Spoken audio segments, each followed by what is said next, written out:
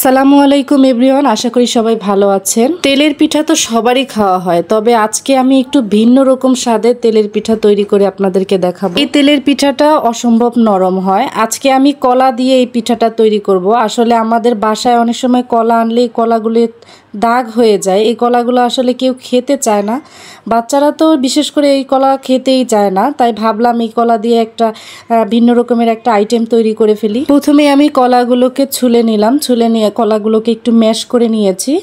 Mash করা হয়ে গেলে আমি একটি বাটিতে 2 কাপ পরিমাণ ময়দা নিয়েছি। আমি এখানে আজকে ময়দা দিয়ে করব, আপনারা চাইলে চালের গুঁড়া দিয়ে করতে পারেন, তবে চালের গুঁড়াটা একটু শক্ত হয়ে যায়, ময়দার পিঠাটা নরম থাকে। ময়দার মধ্যে লবণ, গুঁড়া দুধ আর বেকিং সোডাটা ব্যবহার করছি, আপনারা বেকিং পাউডারও দিয়ে করতে পারেন। সবগুলো উপকরণ মিশিয়ে নেওয়ার পরে আমি এখানে লিকুইড দুধ ব্যবহার করছি, আপনারা চাইলে পানিও ব্যবহার করতে পারেন। এরপরে ম্যাশ করে রাখা কলাটা দিয়ে দিলাম। কলাটা দিয়ে খুব ভালোভাবে মিশিয়ে নিব। তারপরে একটু ডো তৈরি করার জন্য আমি পানি ব্যবহার করছি। পরিমাণ মতো পানি দিয়ে এখানে আমি খুব ভালোভাবে মিশিয়ে নেব। এই পিঠার অর্ধেকটা আমি গুড় ব্যবহার করছি আর অর্ধেকটা চিনি দিয়ে দিব।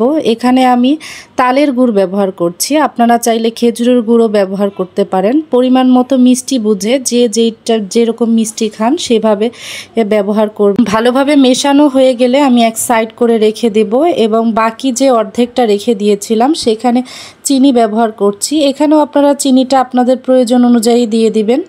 চিনিটাকে খুব ভালোভাবে মেশাতে হবে। ভালোভাবে মিশিয়ে নেওয়ার পরে আমি এই ডোটাকে প্রায় আধা ঘন্টার জন্য রেস্টে রেখে দেব। রেস্টে রেখে দিলে কি হয়, পিঠাটা আপনার খুব সুন্দর ফুলবে। এরপর একটি প্যানে আমি তেল গরম করতে দিয়ে দিয়েছি। এখানে বেশ পরিমাণ মতো তেল দিতে হবে যাতে পিঠাটা ডুবো ডুবো হয়। পরে চিনির যে ডোটা তৈরি করে রেখেছিলাম সেই পিঠাটা আগে ভেজে নিলাম। দেখুন পিঠাটা দেওয়ার সাথে সাথে কত সুন্দর করে ফুলে উঠেছে। এক পাশ ভেজে নেওয়ার পরে অপর পাশটাও আমি সুন্দর করে ভেজে নেব। দেখুন আমার পিঠাগুলো কত সুন্দর ফুলকো হয়েছে। ভেজে নেওয়ার পরে আমি এখানে উঠিয়ে নিলাম। তারপর বাকি যেই পিঠাগুলো ছিল সবগুলো পিঠা আমি একে একে করে ভেজে নিলাম। যেহেতু আমার ফ্রাই প্যানে আরও জায়গা ছিল তাই আমি বেশ কয়েকটা পিঠা একসাথে ভেজে নিয়েছি। একসাথে ভেজে নেওয়ার পরে দেখুন সবগুলো পিঠা কত সুন্দর ফুলকো ফুলকো হয়েছে। এই পিঠা ভাজার পরে আমি গুড়ের পিঠা এখন ভেজে নেব। গুড়ের পিঠা দিয়ে দিলাম। গুড়ের পিঠা দেওয়ার সাথে সাথে এই পিঠার কালারটা খুব সুন্দর এসেছে। আশা করি আজকে আমার ভিডিওটি আপনাদের ভালো লেগেছে। যদি ভালো লাগে বাসায় একবার হলেও ট্রাই করে দেখবেন। আর এই পিঠাটা সকাল পর্যন্ত যদি থাকে খুব নরম থাকে, বাসার সবাই পছন্দ করবে। ভিডিওটি আজকে এই পর্যন্তই। সবাই আমার জন্য দোয়া করবেন। আসসালামু আলাইকুম। আপনারা সবাই ভালো থাকবেন।